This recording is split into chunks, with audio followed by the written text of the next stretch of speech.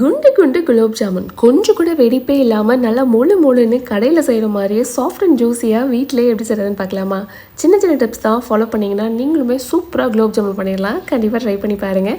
அதுக்கு எந்த ரெடிமேட் மிக்ஸ்னாலும் எடுத்துக்கோங்க. அதில் 1+1 ஆஃபர் இருக்கும் இல்லையா, அந்த 2 பேக்கெட்டுமே நான் சேர்த்துக்கிட்டேன்.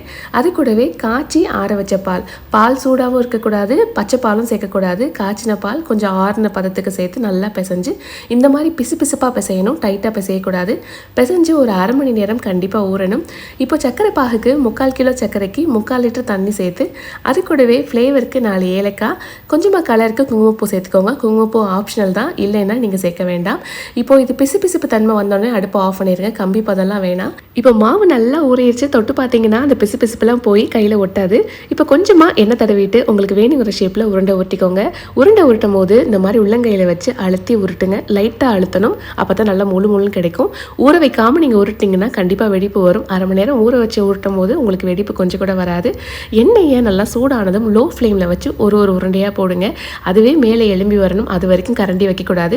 மேலே எலும்பி வந்ததுக்கப்புறம் இந்த மாதிரி மேலே ஈவனாக வர்றதுக்காக கிளறி விட்டிங்கன்னா எல்லா சைடும் ஈவனான கலர் வந்துடும். இப்போ பொரிச்சு எடுத்ததுக்கப்புறம் நம்ம எடுத்து வச்சு சக்கரை பாகில் ஊற வச்சு ஒரு 2 மணி நேரம் கழித்து சாப்பிட்டிங்கன்னா நல்லா சாஃப்டான குலோப் ஜாமுன் ரெடி. கண்டிப்பாக இந்த தீபாவளிக்கு ட்ரை பண்ணி பாருங்கள்.